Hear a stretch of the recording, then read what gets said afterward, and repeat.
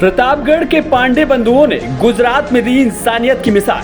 देर मार रहे हो कि नहीं आज आप क्या बात कर रहे हैं? बिहार के बेटे को इंसाफ दिलाने के लिए अड़ गए पांडे बंधु। नहीं भीड़ नहीं है, नहीं तो अभी आप गेट बताऊंगा। 24 साल के अर्जुन की मौत पर कंपनी ने की आनाकानी। आप अभी वहां से उठ के कि आज अभी बात पेमेंट देने वाले उसके बाद उसका ये क्या हो गया? संडे को आदमी का एक्सपायर हुआ, संडे मंडे ट्यूसडे आज को तो कंपनी में घुसकर गरजे अनुराग पांडे और सुमित पांडे। आपकी कंपनी की रेस्पिरेशन दी कि सपोर्ट चेक देते बाउंस हो जाता है, कौन आएगा वहां पे पीछे देने? आपके और साहब ने क्या बोला?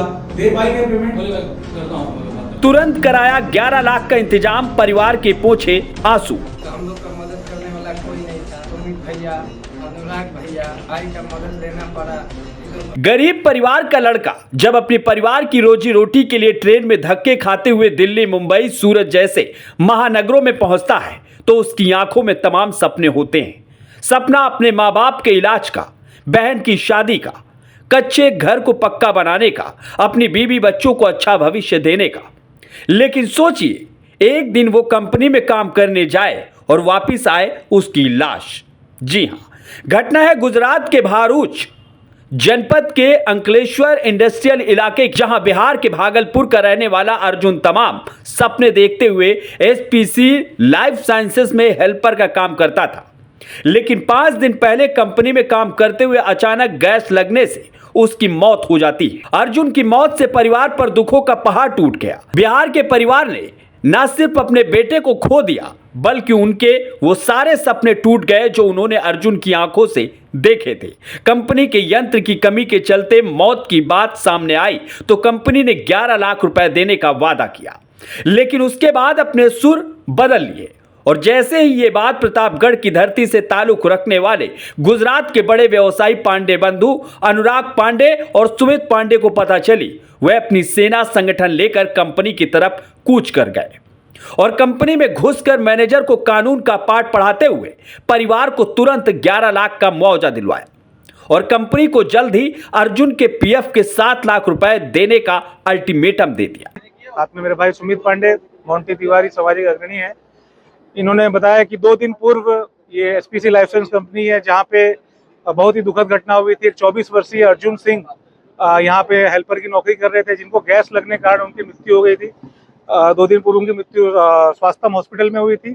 उसके बाद कंपनियों ने निरंतर इन लोगों को एक आश्वासन दिया कि हम आपको 11 लाख रुपया मुआवजे के तौर पे देंगे। जो मृत्यु होने के 3 दिन तक भी उन्होंने पैसा ना देने का ठानी और कहे हम आज देंगे कल देंगे। और एक माँ बाप का इकलौता बच्चा, एक भाई उनका और छोटा भाई जो भी इस कंपनी में नौकरी कर रहा था, आज कंपनी से हम लोगों ने रूबरू मुलाकात करके कंपनी से बातचीत करके उनके परिवार को 11 लाख रुपए दिलवाया। और जो जिस कॉन्ट्रैक्टर काम कर रहा था वो भी पीएफ का जो बाकी का जो 5-7 लाख रुपए होगा वो भी उनके परिवार को, मृतक के परिवार को मिलेगा। अनुराग पांडे और सुमित पांडे के हस्तक्षेप के बाद परिवार को मुआवजा मिला तो मृतक के भाई ने बयान देते हुए भाव भरे शब्दों से कहा कि उनकी मदद किसी ने नहीं की। लेकिन जब सुमित भैया और अनुराग भैया को पता चला तो वह कंपनी से भिड़ गए। अगर वह ना होते तो उनकी कभी भी मदद नहीं होती। मदद करने के लिए कोई भी राजी नहीं है। कंपनी 3 दिन से हम लोग दौड़ रहे थे, कोई जाते थे, कंपनी वाले बोल देते कुछ मदद करने के लिए, नहीं वहाँ से भगा रहे थे हम लोगों को। हम लोग का मदद करने वाला कोई नहीं था। लास्ट में हम लोग को मदद लेना पड़ा। सुमित भैया, अनुराग भैया, बंटी बाबा, ये लोग तीनों भाई का मदद लेना पड़ा। ये लोग हम लोग के लिए आगे कंपनी में जाके बात किए तो कंपनी ये लोग का बात रखी, बहुत हम लोग के लिए लड़े, मदद किए तो कंपनी मानी, हम लोगों को सहायता की। ये तीनों भैया नहीं रहते तो हम लोग कोई मदद नहीं करता, कोई सुनवाई नहीं करता।